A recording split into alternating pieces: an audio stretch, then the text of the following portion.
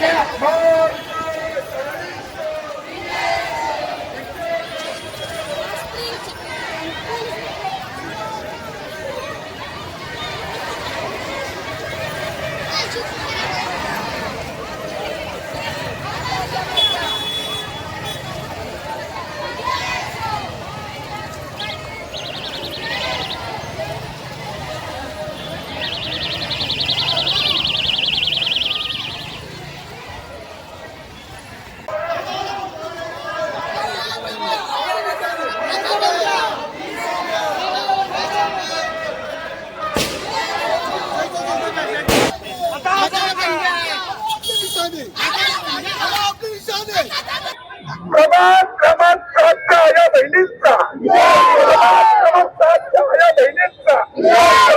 माझ्या लाडक्या मुलींचा माझ्या लाडक्या लेकींचा छत्रपती शिवाजी महाराज की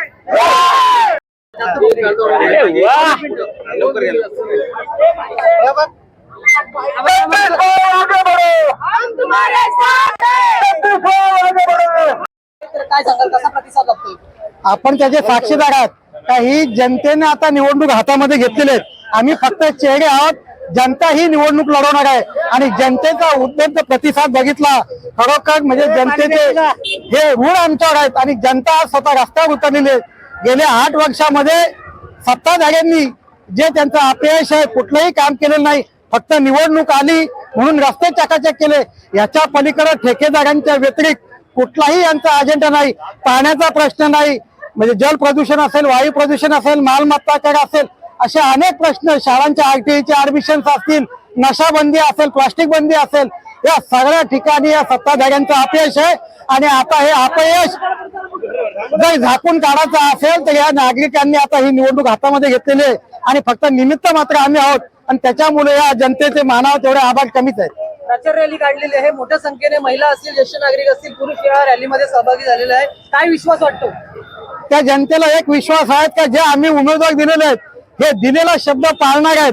त्याच्यामुळे त्यांचा ह्या उमेदवारांवर विश्वास आहे आणि तो त्यांचा असलेला विश्वास नक्कीच येणाऱ्या काळामध्ये आम्ही 4ही उमेदवार सार्थ ठरवल्याशिवाय आणि तो सार्थ ठरवणार याच्यामध्ये आम्हाला पूर्ण विश्वास आहे. नवी मुंबई विमानतळाला दिबा पाटलांचं नाव अद्याप देखील दिलेलं नाही. केंद्रात आणि राज्यात भाजपची सत्ता आहे, तर हे नामांतरण न झाल्यामुळे त्याचा फटका महायुतीला बसेल का?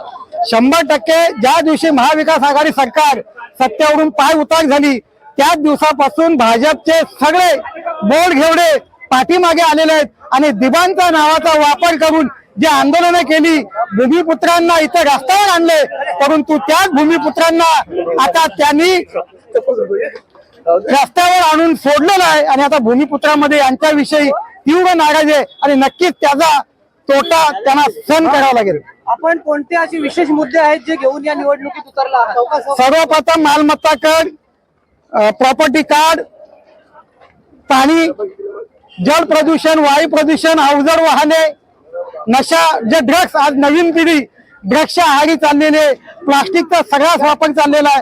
ह्या सगळ्या मुद्द्यांना हात घालून पार्किंगची व्यवस्था नाही, ह्या सगळ्या मुद्द्यांना आणि सर्वात मोठा जे भ्रष्टाचार महापालिकेमध्ये आहेत, काही ठेकेदारांसाठी ही महापालिका आहे, त्या ठेकेदारांवर अंकुश लावण्यासाठी आणि त्यांना वेळ पडल्यास त्यांच्या विरोधात आंदोलन उभारून त्यांना जेलमध्ये टाकण्यापर्यंतची सुद्धा आमची तयारी आहे. येणाऱ्या काळामध्ये आम्ही ते आंदोलन तीव्र करू आणि लोकांना न्याय देऊ. 15 जानेवारी रोजी मतदान पार पडत आहे, तर मतदारांना काय आवाहन करा?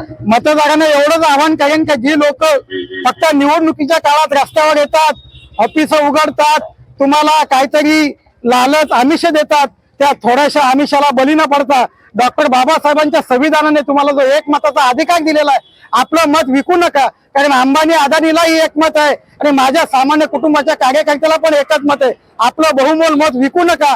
आपल्यासाठी काम करणारा कोण आहे एवढं लक्षात ठेवून मतदान करा, हीच मतदारांना विनंती आहे.